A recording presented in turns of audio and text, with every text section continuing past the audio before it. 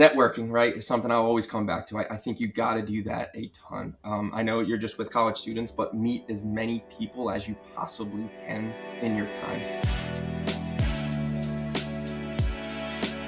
Hello, Blue Jays, and welcome to The Nest, stories about life after Manor College.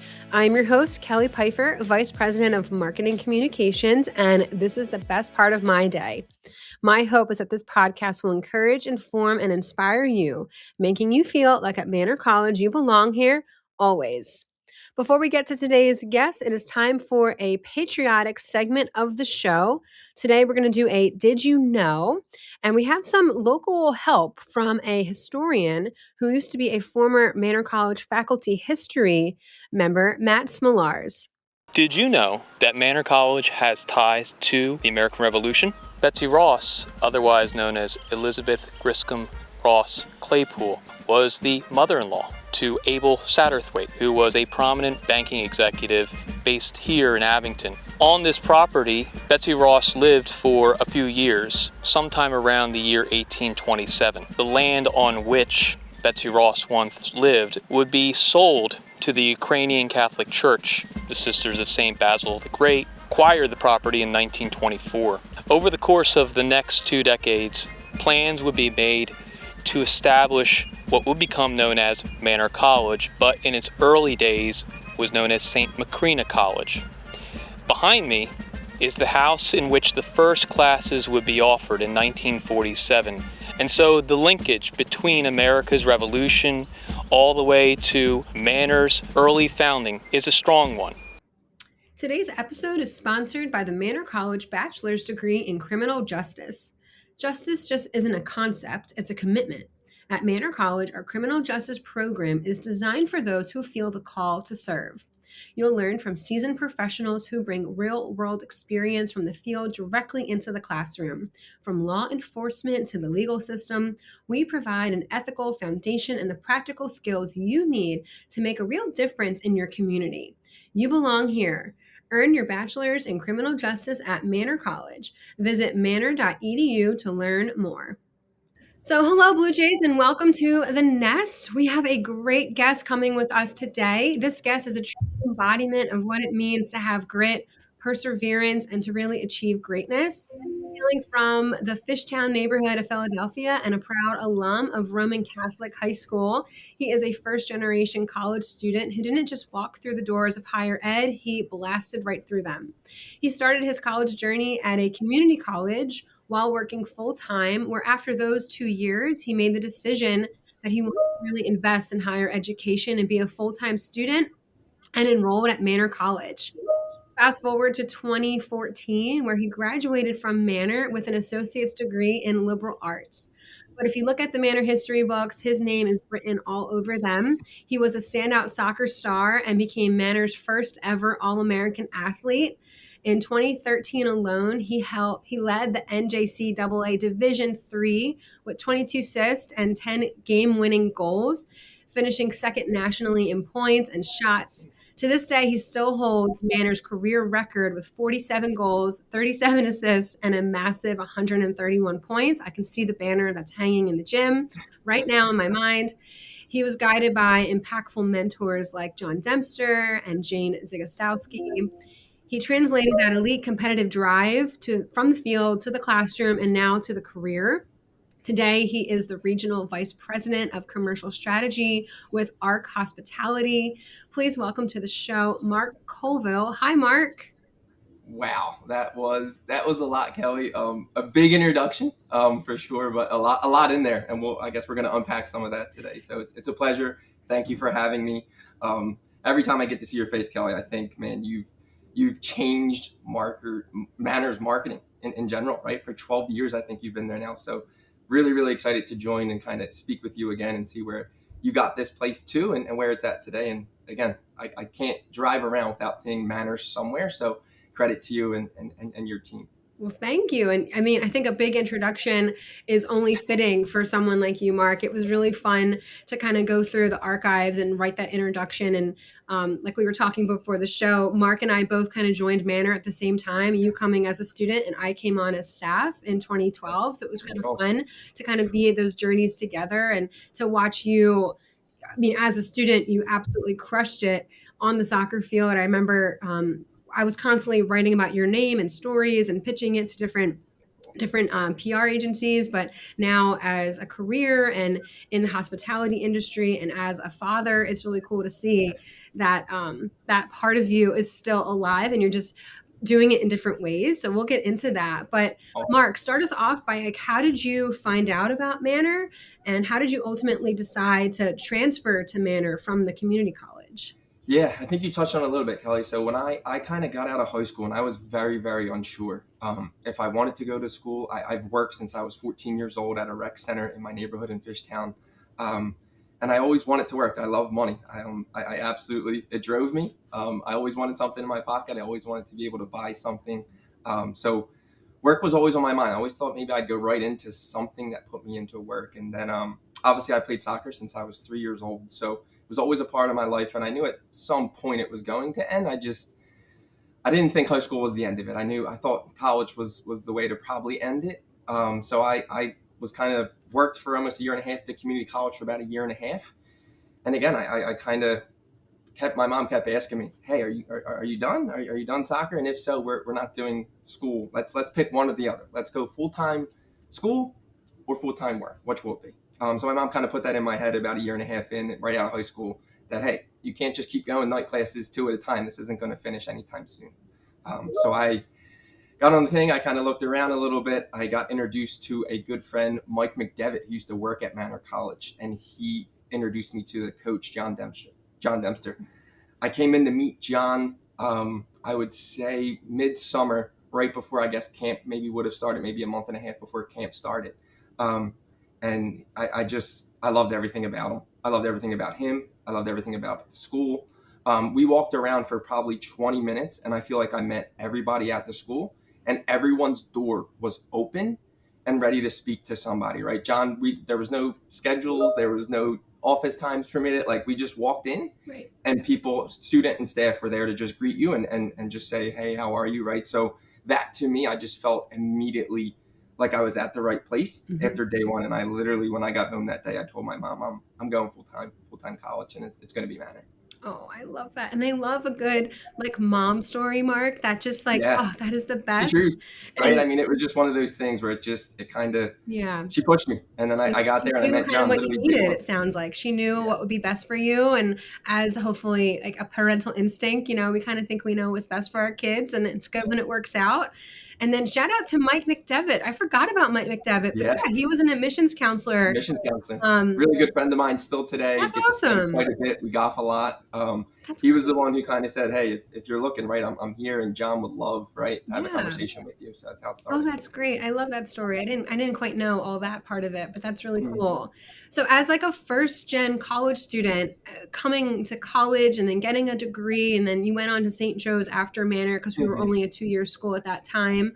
Like what did that milestone mean for you and also like your whole family when like Mark's getting an associate's, Mark's getting a bachelor's? Like what does that Yeah. mean for your family? It was really cool, Kelly. That's the part where I didn't think, right, I would get there. I did when I stepped through the doors though through Manor. I had a good feeling that I was going to be able to get through it and do pretty well. And again, a huge probably credit, I have to say another name, which is my wife, Brittany, who really pushed me each day to kind of be able to study, to get into class, to make sure I'm on time, to make myself available, to sit in the front of the class. Right, those reminders to me were something. If and that's the piece with Manor. If you're there and you're willing to put the work in a little bit, teachers were always happy to help, always give you extra work if you needed to catch up on things. Just door was always open, and that's one thing I'll never ever forget.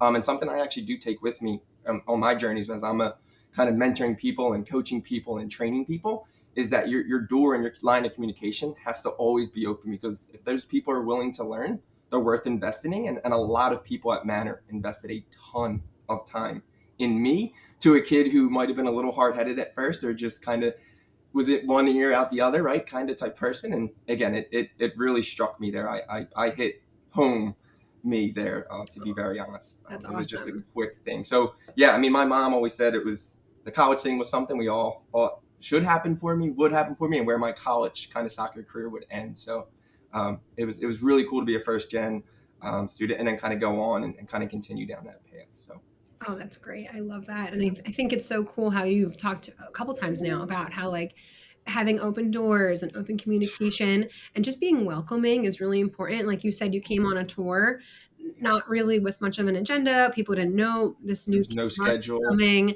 but Nope. yet you got to meet tons of people. And I know that was, you know, 14 years ago, but that's still true today. Like we still have that often where Never someone's forget it. looking around, a family's walking around, and then we all kind of make sure we stop and we talk to them. And that's part of why we say you belong here, because Yeah. it's the feeling and the culture that we want people to feel. And I'm always so it just like warms my heart when I hear like people who came in the 90s, in the 80s, in the 2000s, in 2012, like And you still get the it's always same. true. Like it's Yeah. still kind of that hasn't Yeah. changed. That's one thing I will definitely say has not left me, right. If there's one thing I recall, it's the open doors, the line of communication, that was just always present. And again, we had no schedule, had no agenda. We were just walking indoors and meeting people, Right. and everyone stood up, shook my hand, asked me how I was doing, where I was from. Right. It was just a I knew right then and there when I walked out those doors that this was the place I was going to come back to. Yeah, that's great. I love hearing that.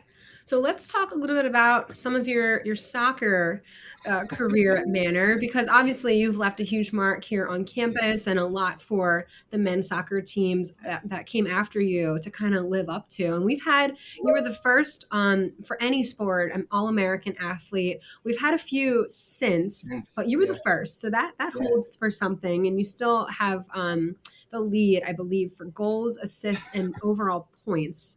So it's interesting to me, like you scored the most goals, but you also had the most assists. And usually, like you're either like a finisher or a playmaker, but you were good at doing both. How have you found those like attributes, being a playmaker, being a finisher, have like yeah, helped you in business? Like whether you're being the scorer and the leader or like a selfless teammate. Do you have find yeah. any like correlations between this and like your corporate world now? Yeah, for sure, Kelly. And that's the piece. I think I'll touch on 2 points there, maybe. I think a good team, right? I was a part of two really really good teams there. It was not those individual awards were truly not done by myself.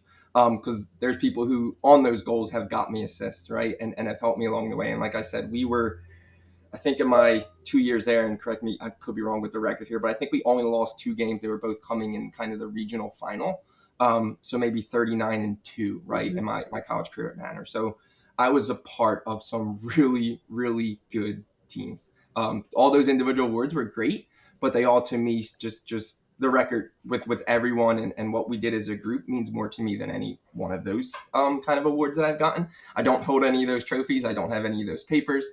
What sticks with me is the people and players that I met with, and I kind of take that into my corporate world, which is I have a ton of people on my team. I oversee 40 hotels right now across the U.S., and I have a team of probably 35 sellers who work under me who sell hotels, and I could not do it without them. My job. So to me, the correlation I always bring back to is just you have to rely on people, and people rely on you, and you got to pick and choose those times when you're needed, and you know you need them, right? And when you can call on someone to kind of to give you that, or you know you can rely on them, is kind of my piece, right? So there was times in my soccer career when I knew there was games I wasn't really doing too well, but we had others step up and carry the torch there, right? So again, it's the same thing in the corporate world where those days are long, the nights are long, but the travel is a lot. But again, I'm relying on people when I'm traveling that my other hotels are kind of moving in the right direction as I give them the right guidance again, right? So Right. they're kind of the two pieces that stick with me is you need a team, you Mhm. always will, and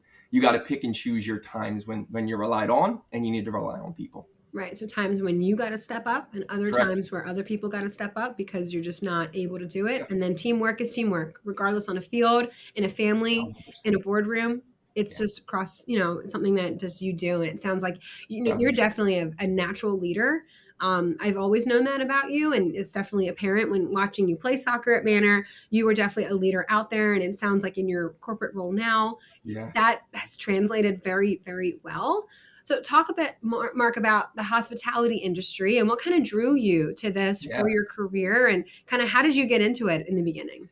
Yeah, it could be. I'll make it as short as possible for us. I know we're getting so we have some time, right? But it started for me in 2017. I I had a chance. I had a really good friend from soccer, and he owned a hotel and was a general manager of one. Bobby Andrews is his name. Really good friend, a mentor of mine who I always looked up to. Super successful in his career. Um, he always said to me as I got out of college and got done that if there's ever anything I need from him, or he always wanted me to get into the world of hospitality. He always thought I had that. And sales, right? He always said, "You're a seller. You're a seller. You're a leader. Whenever you need a kind of someone to lean on, you're gonna come to me, right?" So, 2017, I kind of gave Bobby a ring and said, "Bob, I'm looking to make a move. I would love to give it a shot." I went in and met with Bobby a week later. Met with the director of sales, who was at the hotel, which was not Bobby, and named Chris, who I followed along my career for almost 8 years. Went multiple places with Chris. He went, I went. He things that would take 5 minutes, Kelly, or things that would take 30 minutes, he would teach me. And with 5 minutes, 30 minutes, he spent with me to tell me the who, what, why, and why we're doing some things, right? So to me, that was always something that stuck with me. I was a sales coordinator. I was a sales manager. I was an area sales manager. I was a director of sales for many years. I had a chance once I had my son to, again, I met a regional who I work with today, and she's still my vice president of sales, Heather Condalucci, who I really liked and enjoyed and liked working for. As soon as I had my son, I was looking to kind of make a move, and she reached out, and I left, and she said, "One day we're going to work again." And within 3 months, she shot me a text and said, "Are you ready to make the jump?" And here I am, almost call it 9-10 years later in hospitality, and I've reached a really good point, right? A regional vice president of commercial strategy, and it has been a long journey. There's a lot in there to unpack, but it was a fun ride, a quick ride through COVID. I really learned a ton through that time in the hospitality industry. I really say while it was tough on a lot of folks, it really there were some huge lessons in there. And in my career in hospitality, that taught me a ton and got me where I'm at today. And again, the people that mentored me, Bobby, Heather, Chris, the list goes on and on and on. And that is kind of the piece that always kind of gets back to me, is the people networking and the people you meet, and you never know who's watching, right? Or who's taking notice of what you're doing, and just come to work every day, right? Get the lunch pail and get to work and try to impress others and go from there, right? And good things happen. So never looked for a job, always kind of was able to really impress a few people, and they always thought it was worth bringing me along for the ride. Oh, that's great. Yeah. I mean, it's definitely about the mentors and the network and the people that pick up on things when no one else is watching, kind of, that sticks out. So it's really cool that you were able to kind of find a home, and obviously some really good success with it, and but also some great people to kind of help you through and get you to that next step. And now I'm sure you're able to give back, and you're doing that for others. You know what I mean? So you can be a Heather and a Bobby to other people. Truly the worst. That is the most rewarding part to me, Kelly, is through these last probably 2.5 years, I've been able to promote quite a bit of people and just watch them grow through their career. And again, I work with every type of, I work with 60-year-olds, 40-year-olds, 30-year-olds, 20-year-olds. I mean, I'm across the board, right? And you have to be able to adapt to people. And I always thought that was a strength of mine, is being able to manage, and I can speak to anyone and find some connection some way along the line. Yeah, I mean, my favorite part of being a leader, and I oversee a small team at Manor of about 4 or 5, but like, it's seeing their wins and seeing them get recognized and seeing them get awards. And like, yes, it's the department, yes, it's the team, but like, that was Allison's work, that was Anthony's work, and I'm so proud of them. It's just so rewarding to see people that you get to lead get kind of their flowers and get their kudos, because it's so just rewarding. It's like a proud parent. Couldn't agree more. I really so can't say it any better than that. That is the number one thing about my job that I absolutely love. That's awesome. So what obviously AI is like here and everyone Yeah, talks about it, and I haven't really thought about, we talk a lot about internally here yeah, like how AI is affecting higher education and different things like that, and I think about it from a marketing standpoint, but yeah, how is AI affecting hospitality industry? And what are yeah, you like, what are you seeing coming or has already happened that yeah. maybe us commoners need to know? Yeah, yeah. No, so it is a big piece. It's here. It's not going anywhere. I can tell you that. It is Hmm. part of hospitality. Every single brand conference that I've been to in the last year has had a full, I mean, we're talking the Hiltons, the Marriotts, the Choices, the IHGs of the world, all these big brands. When you go to their global conferences for the year, they all have a session that is dedicated to AI. And they're all saying the same things, that you have to make it a part of it. This hospitality is usually slow to catch up, but the AI one is, if you don't get with it, you will be left behind. Hmm. It is a tough reality to kind of take in, Hmm. depending on where you're at in your career, especially Hmm. someone who's 25, 30 years in this career and kind of stuck in their ways and hard to change. But I can promise you, it's here. It is going to continue to be here, and it moves at a rapid pace. Hmm. How fast it's developing. Hmm. We've actually created a CRM system using an AI tool, which my VP, Hmm. Heather Condalucci, has literally put into our company. The tool that was built on AI to track our activities, what our contacts, like a CRM, a full CRM system was built from someone who had no training in AI. Mm. Just get in there, and that's the best piece of advice I can give you is, if you're Mhm. not using AI, get in there, play around with it, right? Just again, dabble in there and see what comes of it. Mhm. And I promise you, you will be shocked by the Mhm. results. It's a big part of it to me. It's the time, the Mhm. time that you get back on things that can be just generated for you pretty quickly, that really don't take much time, Mhm. right? Or the time you get back by using the AI tool is just incredible, and you can put that time into people and focus where we need to be and train them. So to me, AI is a big part of my job, and I tend to kind of guide and push our people towards it, and just saying, hey, if you're not using it right, you're wasting time. Mhm. At the end of the day, in my Mhm. opinion, there's other things you can focus on, which is building relationships, right? Getting in Mhm. front of clients. Mhm. If you're just there punching away at admin work or emails, Right. um, to me, you're losing time selling, and that's the biggest piece. So Yeah. AI's here. That's Yeah. that's it. And I would gladly tell everyone, if you haven't, Mhm. please give it a shot. You'd be Yeah. so surprised by what's to come of it. I totally agree with your like strategy. Like use it for admin work, use it for email management so Yep. that you can spend your time doing the things that really AI can't do. And that's Yep. making a new relationship or Yep. communicating with someone and Yeah. really or being creative in other Yeah. ways and having brainstorming time. That's the way For I know sure. I've been using it and my team's using it as Yeah. well. So, and that's what we've figured out so far. I mean, it kind of Yeah. changes. But The yeah. data too, Kelly, right? The data that we have, and what we need. We have the data Yeah. across multiple systems. Getting them to pull in to send it up to ownership or send it up to our above, right? Hmm. It just gathers them together quickly, right? And puts it in a nice little way, and it send it up with a bow and call it a day and move on to just back to training people and selling, right? Right. So to me, it can pull things faster than I can. And Yeah. instead of doing reports for an hour, I can build relationships, help train my team, right? And give my team more back of my time, Hmm.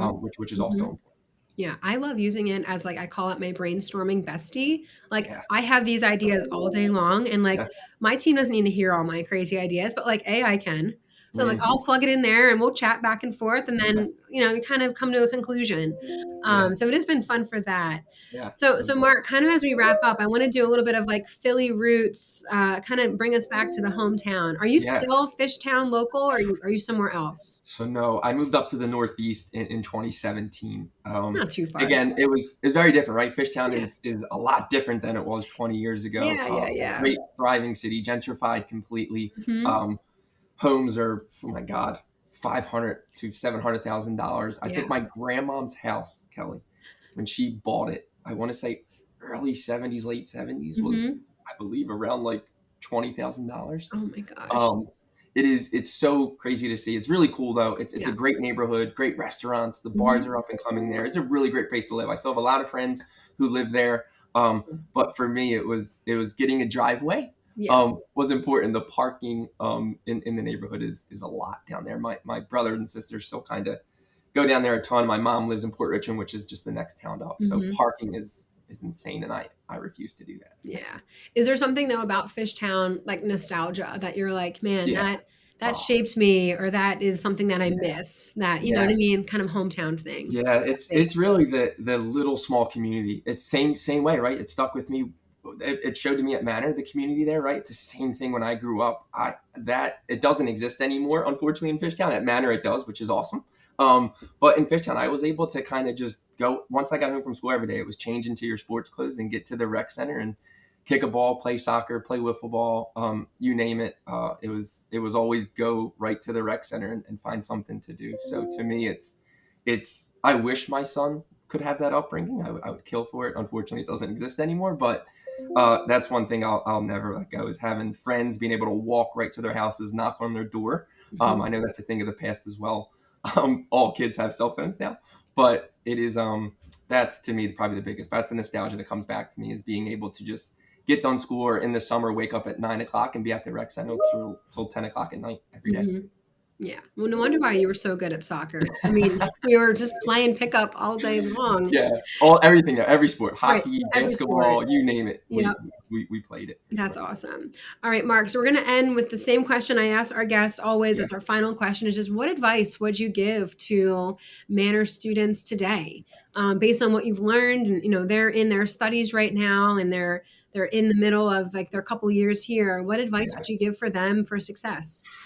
That's deep. A very deep question. I'm going to give it a couple thoughts. The networking, right, is something I'll always come back to. I think you got to do that a ton. I know you're just with college students, but meet as many people as you possibly can in your time. And then time. Time is the fastest thing. It goes by so fast. You have a couple years to capitalize on kind of your career and what's going to be next for you after college. So to me, it's capitalize that time. Every day, every second matters when you're there. I was able to kind of grab that pretty quickly there, and I think that's what led to my success.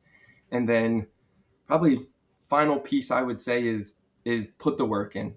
It's worth it at the end. It really, really is.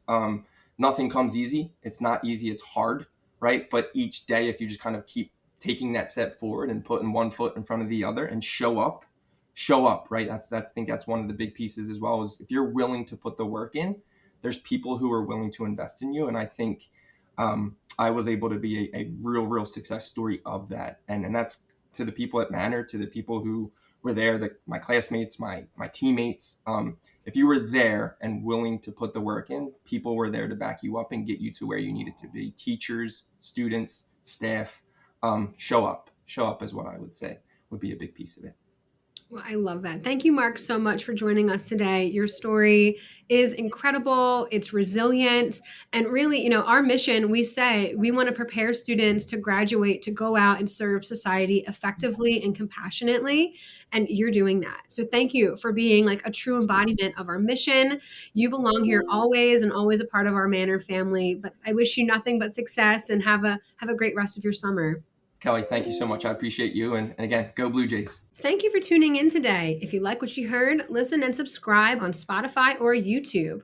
Stay up to date with all new episodes by following Manor College on Instagram at Manor College. And that's a wrap on another episode of The Nest, stories about life after Manor College. Remember, Blue Jays, you belong here always.